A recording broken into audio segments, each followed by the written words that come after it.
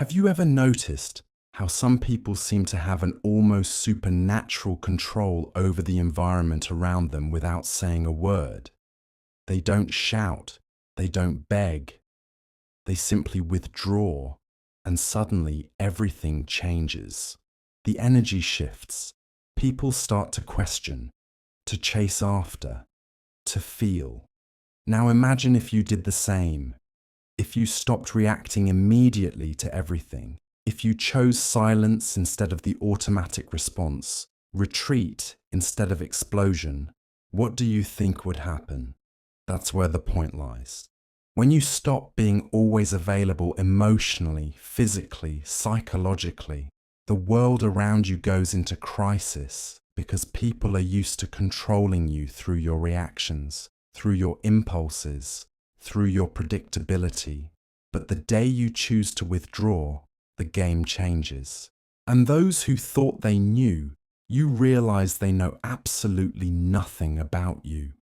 Carl Jung said, "Everything that irritates us about others can lead us to a better understanding of ourselves."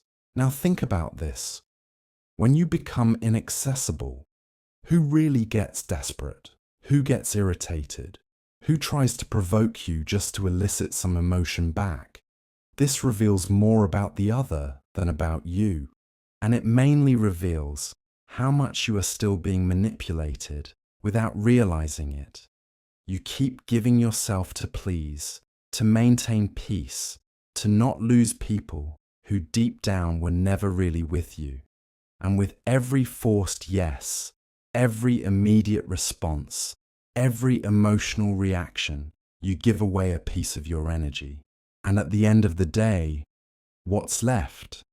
Tiredness, frustration, an emptiness you can't explain. But I'll tell you why. Because you are too available for those who don't deserve even a minute of your silence. This video is not about turning your back on the world. It's about choosing yourself. It's about learning what Jung called individuation, the process of becoming whole, authentic, complete. And this process begins when you understand that silence can be stronger than 1,000 arguments.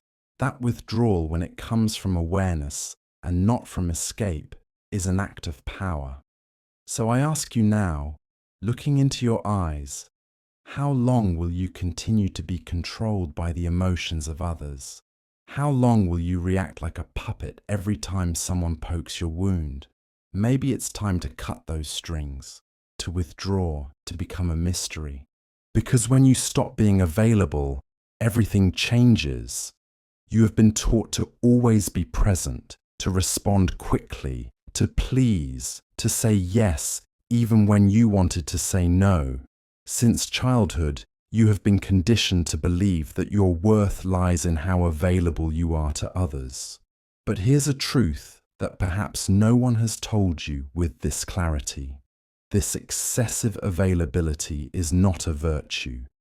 It is a prison.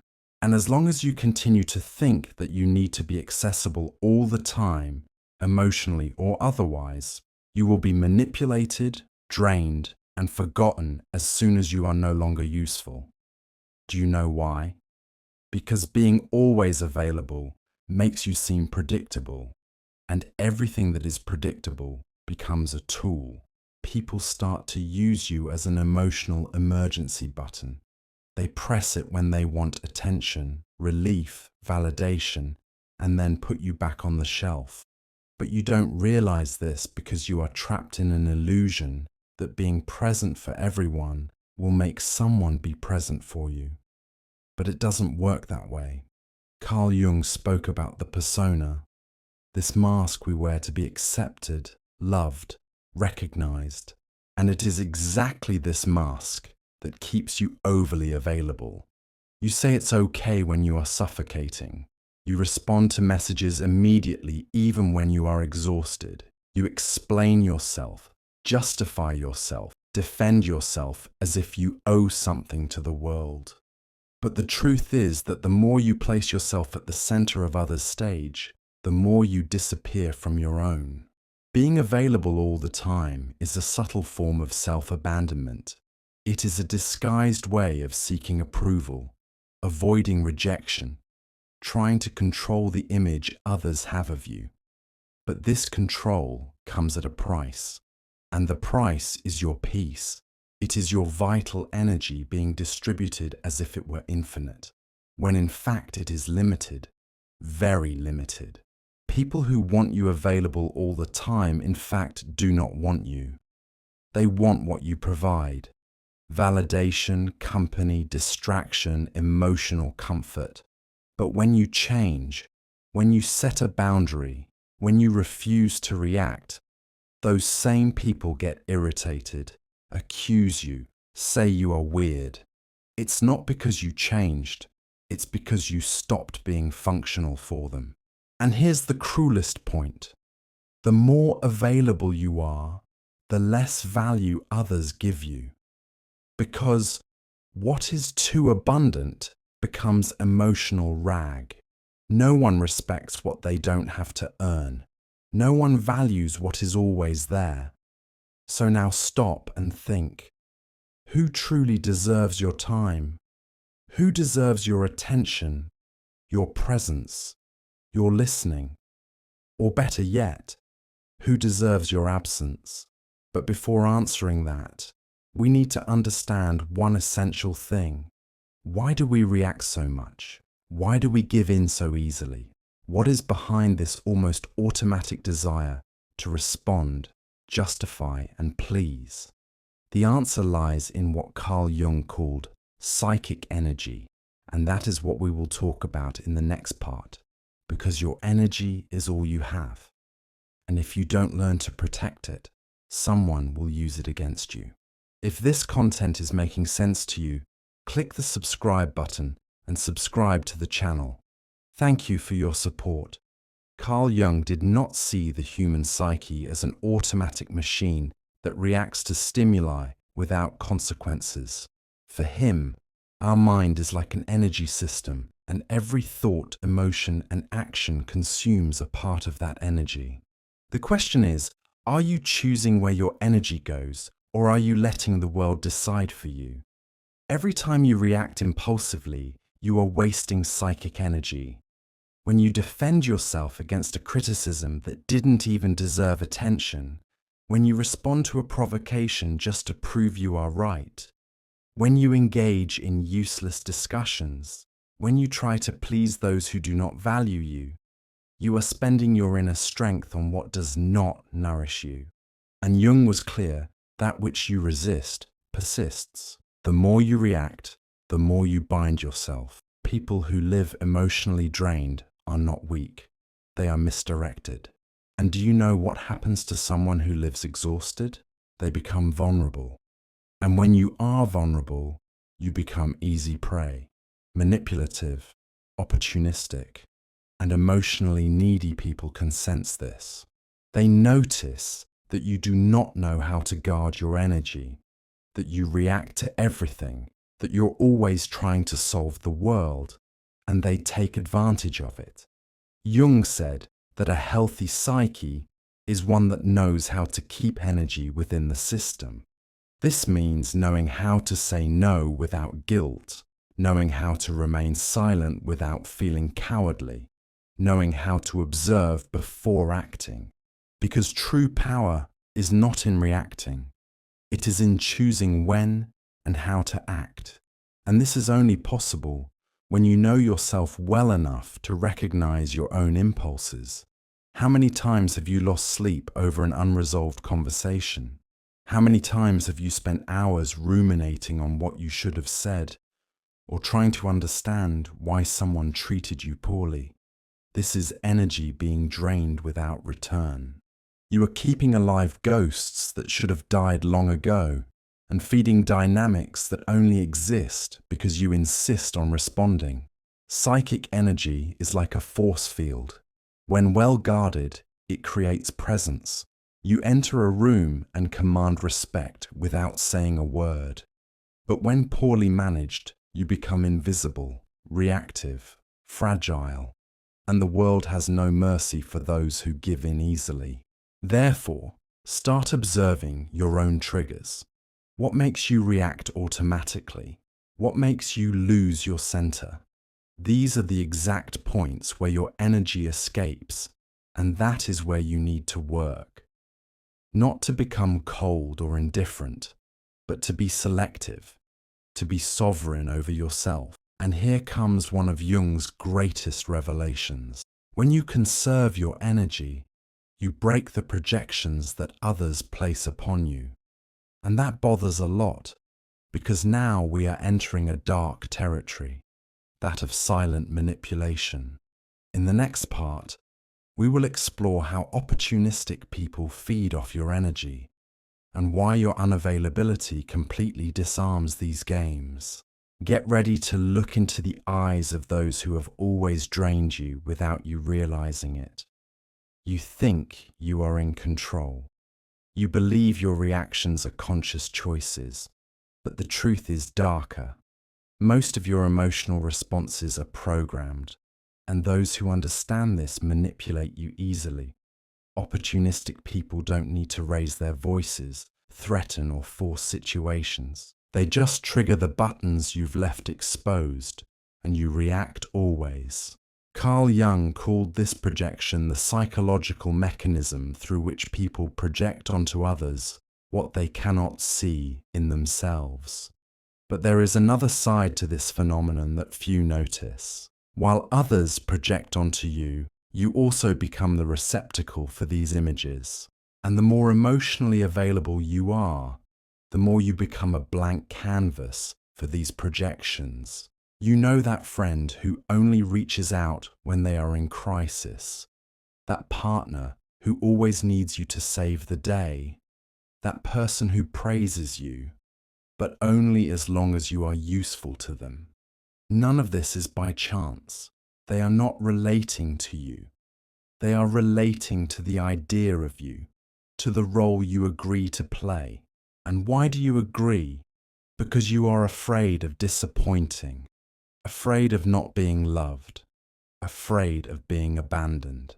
The most effective manipulation doesn't happen in shouting. It happens in the silence of guilt. When you feel that you owe something to the other, when you believe you need to be available, need to help, need to understand, even when it destroys you inside. And here is the central point. The manipulator doesn't need to control you. They just need you to keep reacting the same way. But when you stop reacting, the game breaks. When you start saying no, responding with silence, withdrawing instead of explaining yourself, the projections begin to crumble. The mask they put on you falls. And this leaves people unsettled because they no longer know who you are. And worse, now they are forced to look at themselves. And not everyone is prepared for that. Your unavailability is a threat because it forces others to confront their own emptiness. The silence you offer reveals the internal noise they don't want to hear. And then comes the attack, the criticism, the emotional drama. Not because you are wrong, but because you stop serving as a convenient mirror. Jung said, "We do not become enlightened by imagining figures of light, but by making the darkness conscious. When you withdraw, when you stop feeding the cycle, the other's shadow begins to emerge. And this is unbearable for those who have always used you as an escape. But what about you? Are you ready to deal with the discomfort of being misunderstood, rejected, or even attacked for protecting yourself? Are you ready to endure the silence that comes after the rupture? Because it is precisely in that silence that a new kind of power is born. And that is what we will talk about now. In the next part, you will understand why silence can be the most devastating weapon of the human psyche and how it completely changes the dynamic between you and the world. The modern world is noisy. Everyone wants to be heard, wants to respond quickly, wants to win pointless debates and prove their point, even if it costs them their own peace. But there is a power that few know and even fewer master. The power of silence. Not the silence of passivity or cowardice, but conscious, strategic, brutally lucid silence. The kind of silence that is not absence, but amplified presence. Jung saw silence not as a void, but as a fertile ground for inner transformation. When you stop reacting, you begin to observe. And by observing, you see patterns that previously went unnoticed. Emotional repetitions, manipulation games, cycles of self-sabotage. Silence allows for lucidity, and lucidity is dangerous for those who live to control you. Have you noticed how some people panic when you don't respond? When you don't explain yourself? When you simply disappear? It's not because they miss you. It's because your silence takes away their narrative control. While you speak, you are still in the game. But when you are silent, you change the rules. And that unbalances anyone who thrives on your reaction. True silence is not the absence of voice. It is mastery over one's own energy. It is the refusal to be dragged down by someone else's emotions. It is the conscious choice not to engage in battles that are not worth your wear. Jung said that individuation, the process of becoming who you truly are, requires this distancing because only in silence can you listen to yourself without the world's interference. But don't be fooled. Silence has a price. It will distance you from people who only valued you for the role you played. It will make you incomprehensible to those who only saw you through their own projections. It will make you seem cold, distant, arrogant. But all of this is a reaction from those who never wanted to deal with your depth, only with your utility. And here is the hard truth. The more you mature, the more selective you become with your words. Because you understand that each sentence is an energetic investment, and not everyone deserves access to your truth. Sometimes silence is not retreat, it is sovereignty. It is the language of those who no longer need to prove anything to anyone. Silence is uncomfortable because it forces the other to deal with their own thoughts, with their own internal noise. And this discomfort reveals more about them than any argument of yours could reveal. You don't need to explain your absence. It explains itself. And those who feel threatened by it reveal how much they depended on your imbalance to maintain their own control. But the most powerful silence is not the one that disturbs the other. It is the silence that reconstructs you from within, the silence that connects you to something beyond external approval. It is in this internal space, free from others' demands, that you begin to recover your vital energy, to reconnect with your essence. And this is precisely what we will talk about in the next part. Because it's not enough to just cut out external noise. You need to relearn how to use your energy consciously to choose where it goes, where it stays, and most importantly, where it should never be wasted. It's time to learn to be selective with your own soul. If you're in the process of reclaiming your energy and setting boundaries, you'll find real value in my book, Beyond the Shadow. It breaks down Jung's most important ideas and gives you tools to protect your energy, set boundaries, and reconnect with your true self. Link is in the pinned comment. It's no use understanding all of this intellectually if in practice you continue saying yes when you mean no, responding to messages that bother you, participating in empty conversations, and maintaining relationships that only exist out of inertia. Awareness without action is just another form of self-deception. True transformation begins when you firmly decide to become selective. And this requires emotional discipline. Conscious unavailability is not about being cold, arrogant, or indifferent. It's about no longer being accessible to anyone at any time for any reason. It's about taking control of your own energy, your own time, your own peace. And this starts with small actions, not responding immediately, breathing before reacting, leaving a discussion before being dragged into chaos, turning off your phone without guilt, saying not today, saying I'm not interested, saying I won't get involved. But here's the most important part. You don't need to justify your absence. You don't need to explain your silence. You owe nothing to anyone but yourself. And this for many people is unforgivable, because when you refuse to explain yourself, you take away the other person's power to keep you within an emotional narrative where you are always the helpful, understanding, accessible one. Carl Jung understood that every process of individuation goes through isolation, but not a depressive isolation, a sacred isolation, a time of inner retreat where you relearn to listen to your own voice without the world's interference, where you rebuild your identity, not based on the gaze of others, but from your own center. Want to know a good thermometer for your evolution? When you become more reserved. Observe who tries to provoke you when you stop reacting. Observe who accuses you of having changed when you finally start to protect yourself. These are not signs that you are wrong. They are proof that you have begun to free yourself. Being unavailable is uncomfortable at first. You will feel guilty. You will think you are being selfish. You will hear that you are being too harsh. But this is part of the deconstruction process. You have spent your life being conditioned to put yourself second. It's natural that change causes discomfort, not only in you, but in everyone who benefited from your old version. Conscious unavailability is the foundation of self-determination.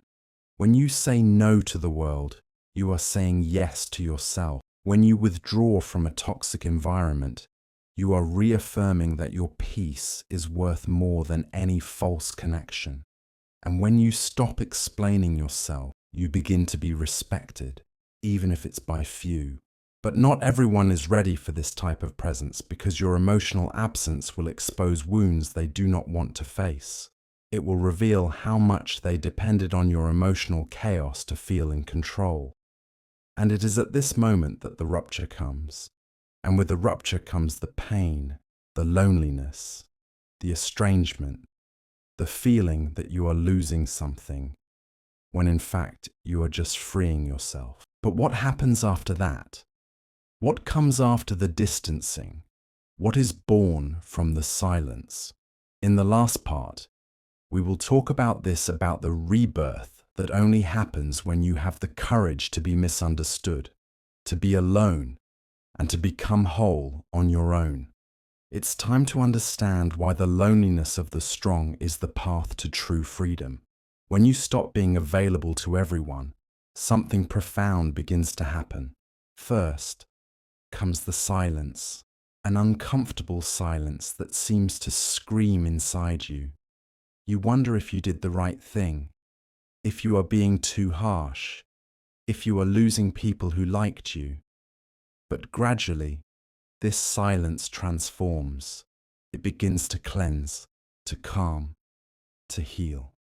And then comes solitude, but not the solitude of absence. It is the solitude of total presence, your own. The solitude of the strong, the solitude of one who no longer betrays themselves to keep others close. And in that space where there was once confusion, clarity enters. Where there was once anxiety, peace enters. Where there was once neediness, a new kind of strength enters. The strength of being whole within yourself. Carl Jung said that the process of individuation, becoming who you really are, requires you to distance yourself from the collective, that you disidentify from the mask, that you walk alone for a while. And that is exactly what you are doing when you decide to become unavailable. You are not fleeing the world. You are returning to yourself. It is at this point that you stop being a reactor and become a creator. You cease to be shaped by circumstances and begin to shape your reality from within. The people who feel uncomfortable with your absence, they reveal that they never wanted you. They wanted the role you played. And now that you no longer fit, they don't know what to do with you. And that is liberating. You will lose people, but you will find yourself. You will distance yourself from places, but you will reconnect with your essence. You will become misunderstood, but finally, you will begin to be respected. Because when you are no longer available for anything, you become valuable, rare, unforgettable. And don't be fooled. This is a rebirth, a new beginning, the start of a life where you are no longer available for emotional crumbs, for mind games, for voids disguised as affection. Now you only accept what resonates with your peace, with your truth, with your wholeness. And if you have made it this far, it's because a part of you is already ready for this new path. A part of you has already understood that being loved means nothing if for that you have to abandon yourself. And that true self-love begins when you choose yourself, even if it costs you to be alone for a while. Now tell me in the comments, are you ready to be misunderstood, rejected, or even hated in the name of your inner freedom? Are you willing to pay the price of being you? If this message touched you, if it made sense, write in the comments, I choose my peace. Let's see how many here are ready for this transition. And don't forget, keep watching the next video. It's important, much more than you imagine. See you there.